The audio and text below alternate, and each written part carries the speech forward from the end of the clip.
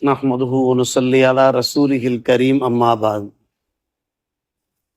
فقد قال الله تعالى في كلامه القديم والفرقان المجيد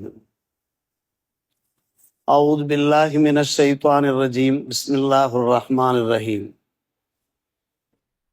أينما تكونوا يدرككم الموت ولو كنتم في بروج مشيدة آمنا بالله صدق الله مولانا العلي العظيم اللهم صل على سيدنا محمد طب القلوب ودوائها وعافية الأبدان وشفائها ونور الأبصار وضيائها وعلى آله وصحبه وسلم.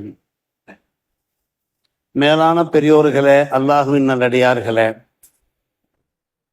அல்ஹம்துலில்லாஹ், நமது ஹாஃபிஸா அவர்கள் ஓதி அந்த 4ஆம் சூரா 78ஆம் வசனத்திலே அல்லாஹ் உரைக்கிறான், நீங்கள் எங்கிருந்த போதும் மரணம் உங்களை வந்து அடையும். பலமான கோட்டைகளுக்கு உள்ளே நீங்கள் இருந்தாலும் கூட என்று அல்லாஹ் ரப்புல் ஆலமீன் கூறுகிறான். மரணம் என்பது எந்நேரத்திலும் வரலாம், எந்த இடத்திலும் வரலாம், எந்த சூழ்நிலையிலையும் வரலாம். அல்லாஹ் நமக்கு அறிவுறுத்தியவாறு இருக்கிறான்.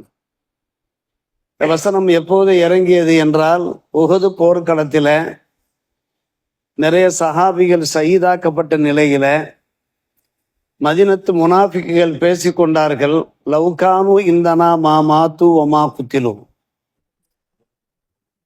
போருக்கு சென்றதன் விளைவாக அவர்கள் இறந்து போய்விட்டார்கள், அவர்கள் கொல்லப்பட்டு விட்டார்கள். அவர்கள் நம்மோடு இருந்திருந்தார்கள் என்றால் மரணித்திருக்க மாட்டார்கள், கொல்லப்பட்டிருக்க மாட்டார்கள் என்று முனாஃபிக்குகள் பேசினார்கள், நயவஞ்சகர்கள் பேசினார்கள்.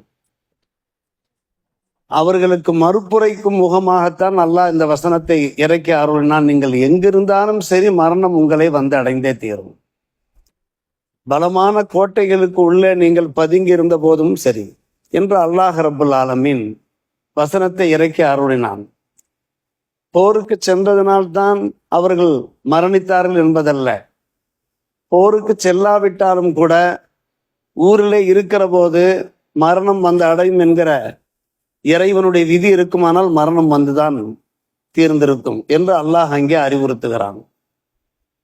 அன்பு சகோதரர்களே, எந்த நேரத்திலே எந்த இடத்திலே வைத்து நமக்கு மரணம் ஏற்படும், மௌத்து ஏற்படும் என்பதற்கு உத்தரவாதம் கிடையாது.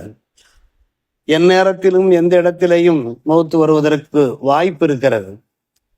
இதை ஒவ்வொரு மூமினும் நம்ப கடமைப்பட்டிருக்கிறார்கள். காலித் இப்னு வலீத் ரலியல்லாஹு அன்ஹு அவர்களை பற்றி நிறைய நாம் கேள்விப்பட்டிருக்கிறோம். இஸ்லாமிய போர்வார் மரணப்படுக்கையிலே இருக்கிறார்கள். அவர்கள் கூறுகிறார், லக்கத் ஷஹித்து கதா வ கதா மௌகிஃபா. எத்தனையோ போர்களிலே நான் கலந்து கொண்டிருக்கிறேன். வமாமின் உதுவி மின் ஆலாயி இல்லா வஃபீஹி ஜுருஹும் மின் தஅனா அவ் ரபியா.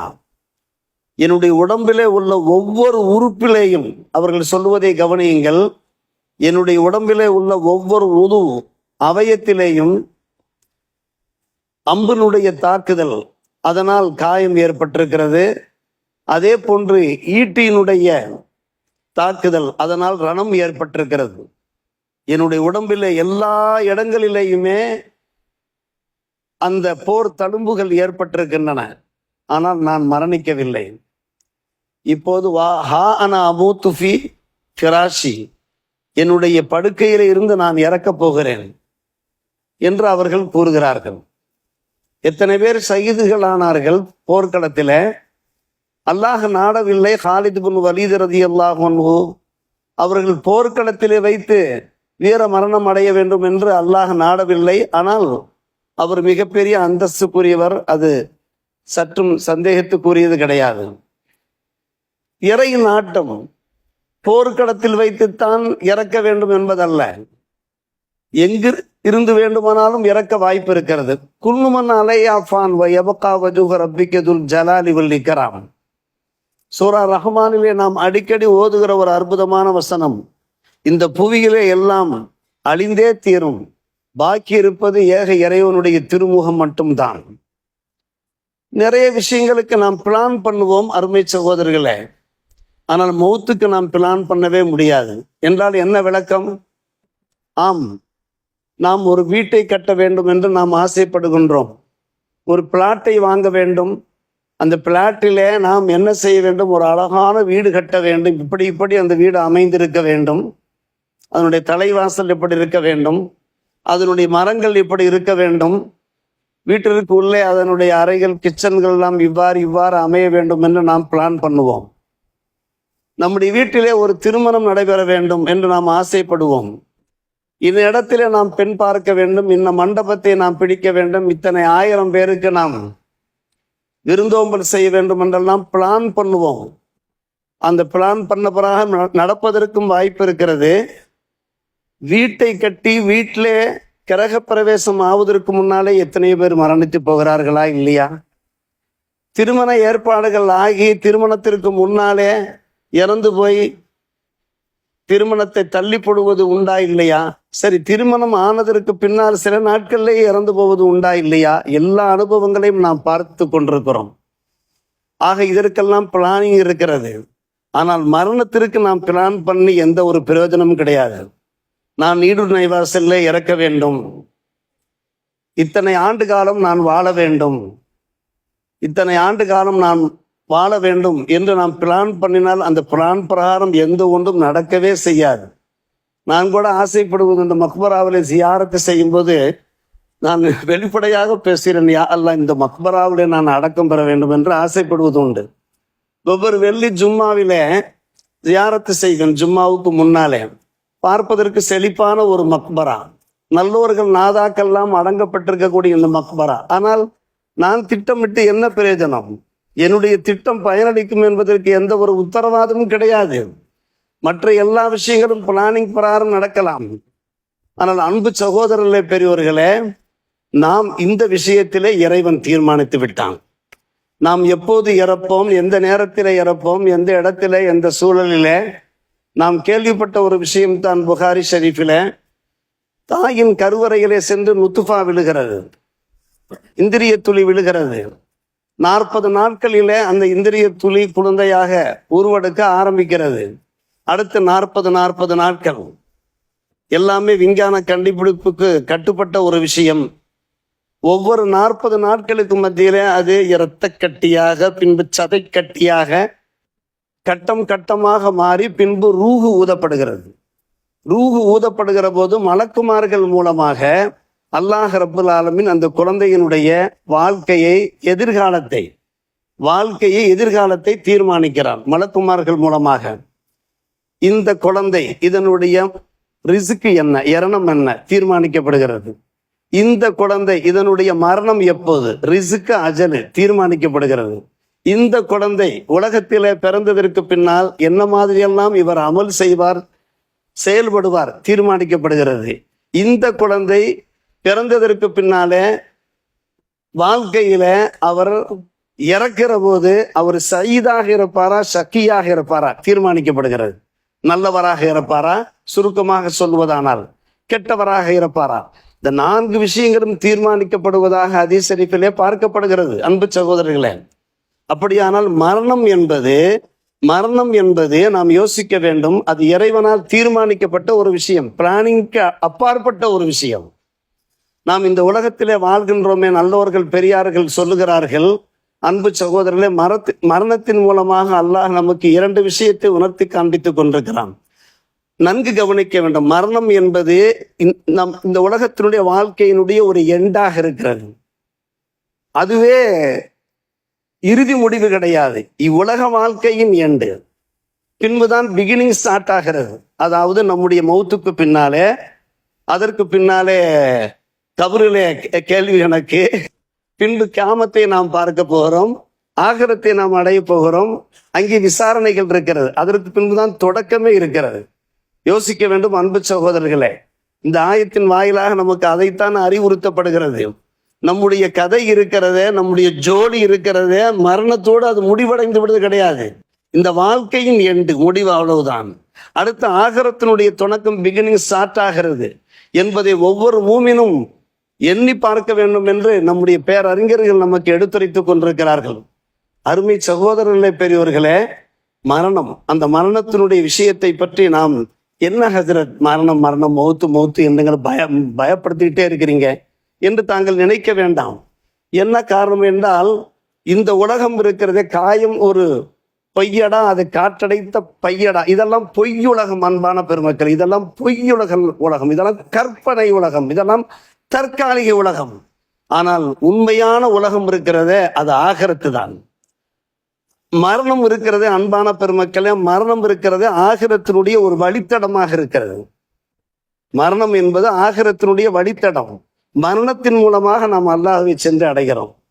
நாம் பலமுறை கேள்விப்பட்ட ஒரு விஷயம், அல் மௌத்து ஜஸ்ருன் யூசுல் ஹபீபை இலல் ஹபீப்.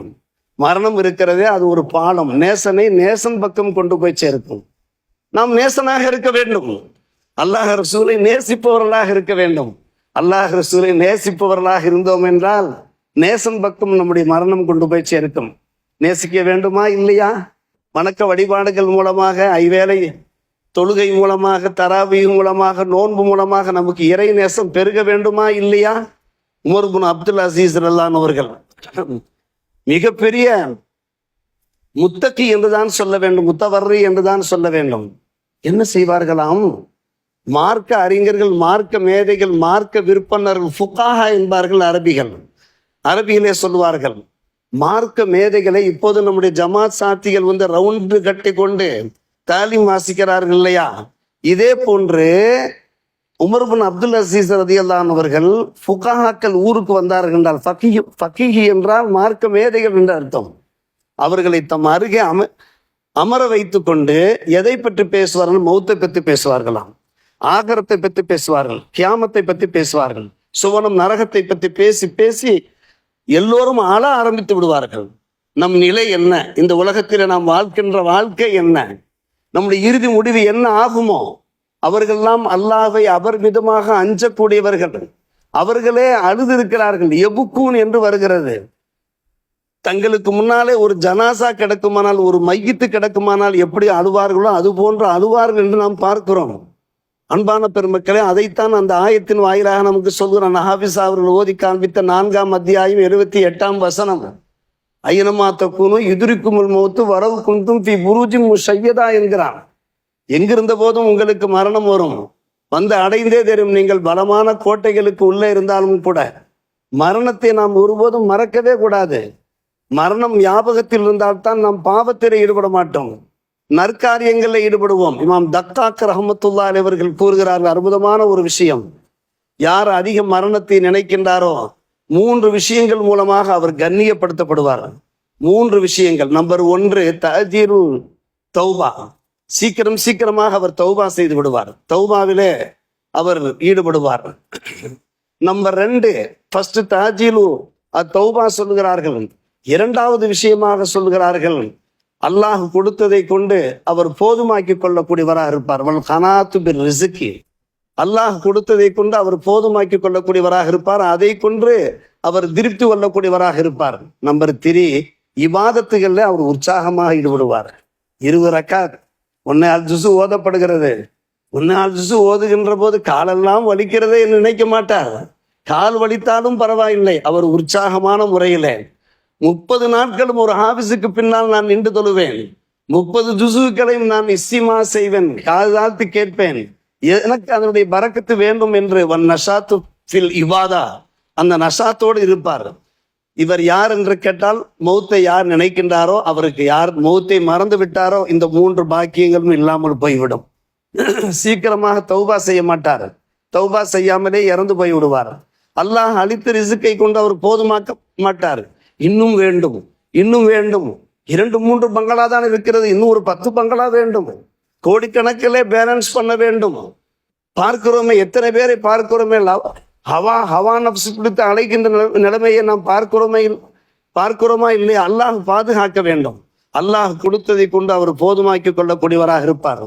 நம்பர் 3 தான் இபாதத்தின் விஷயத்திலே தகாசுலாக, சோம்பேறித்தனமாக இருப்பார், எரிச்சல் படுவார்.